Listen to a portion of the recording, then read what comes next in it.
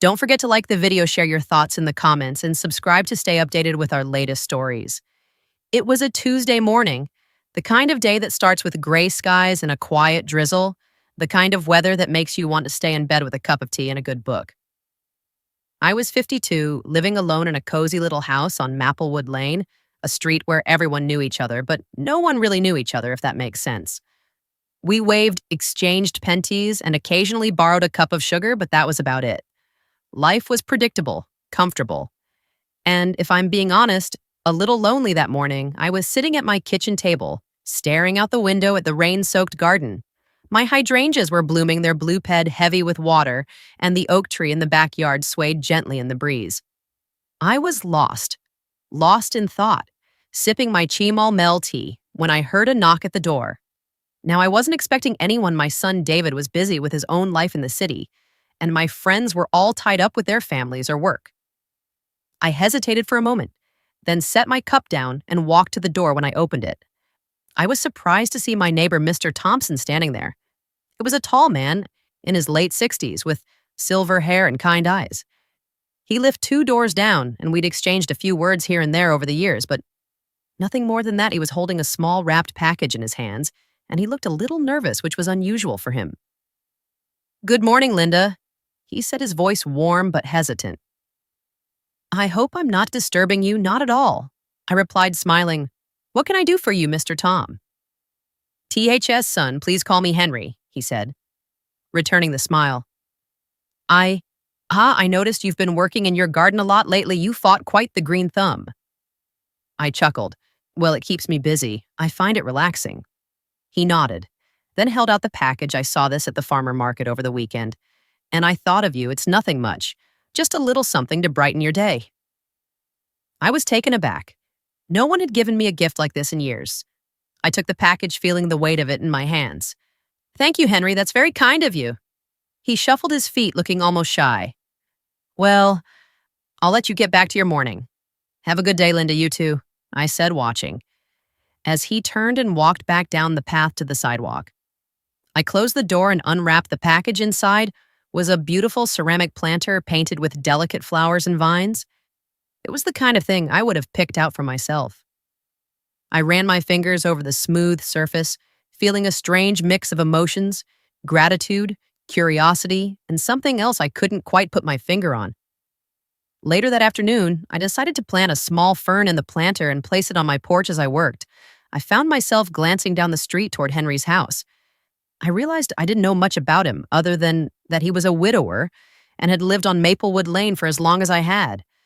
The next day, I baked a batch of oatmeal cookies, my grandmother's recipe, and walked down to Henry's house. When he answered the door, he looked surprised, but pleased. "I wanted to thank you for the planter," I said, holding out the plate of cookies. "It was such a thoughtful gift." He smiled, his eyes crinkling at the corners. "You didn't have to do that, but I appreciate it. Would you like to come in for a cup of coffee?" I hesitated for a moment, then nodded. I'd like that. His house was warm and inviting, with bookshelves lining the walls and a fireplace in the living room.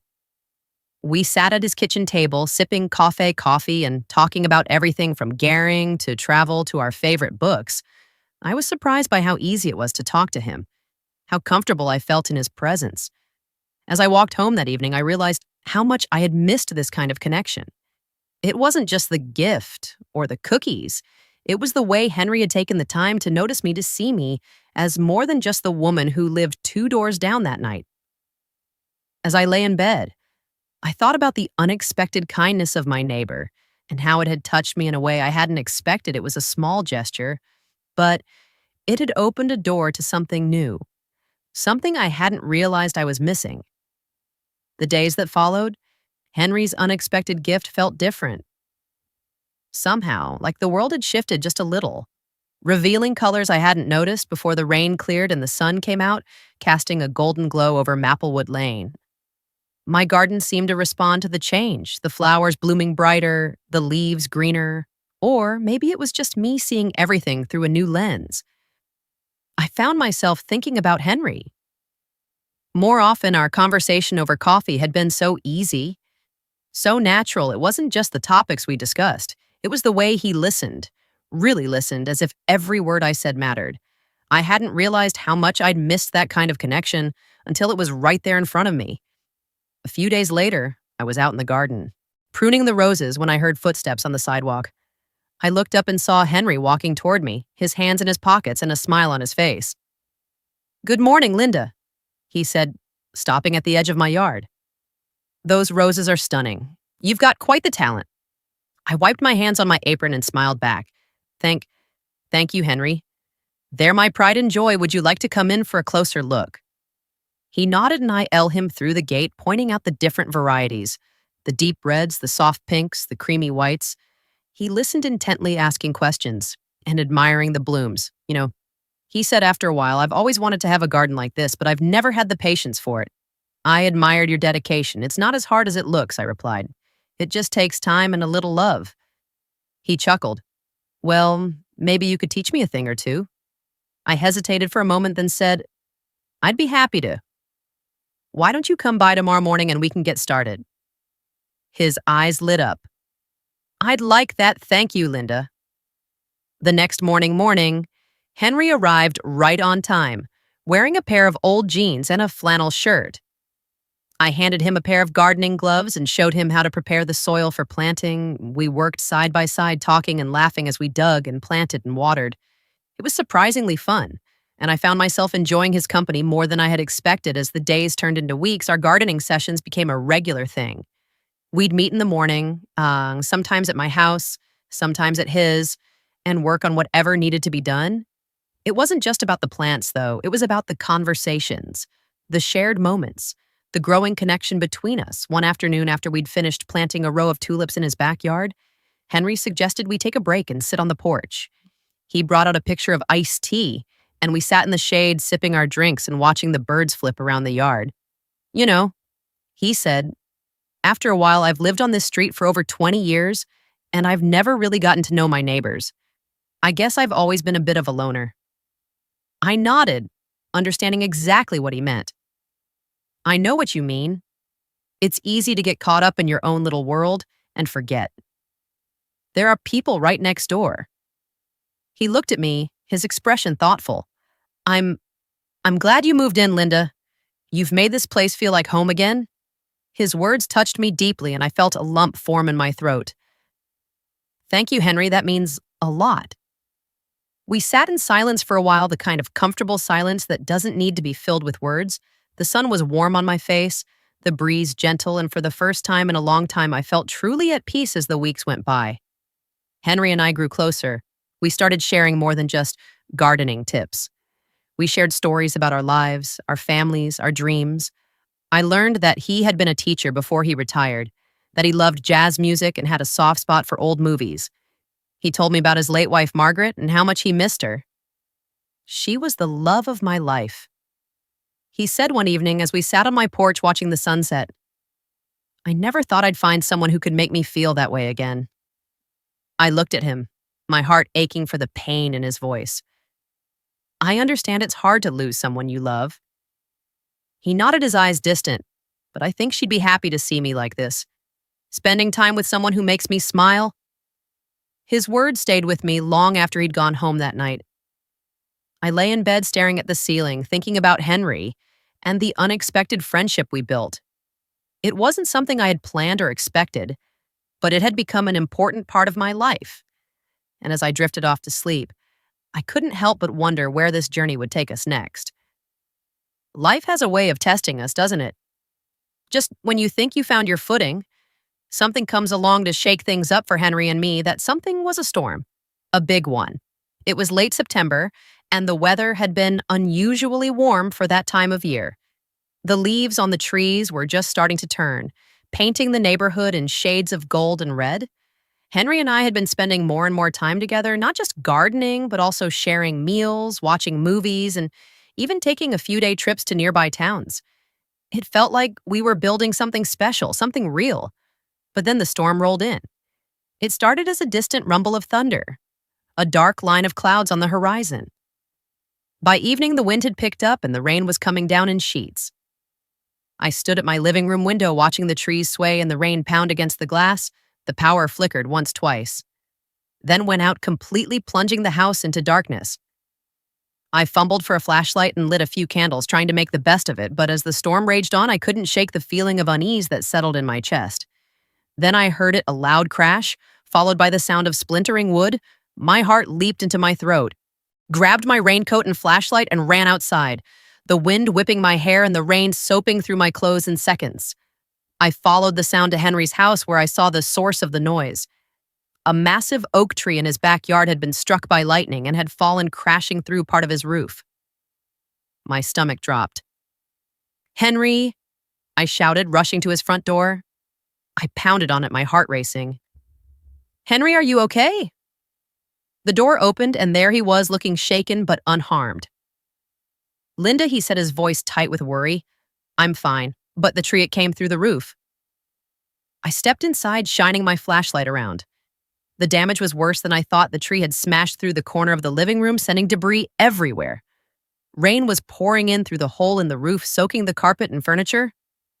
"We need to get you out of here," I said, grabbing his arm. "It's not safe."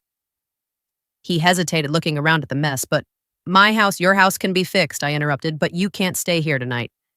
Come on, you're coming to my place." He didn't argue. I helped him gather a few essentials, some clothes, his medications, a photo of Margaret, and we hurried back to my house through the driving rain.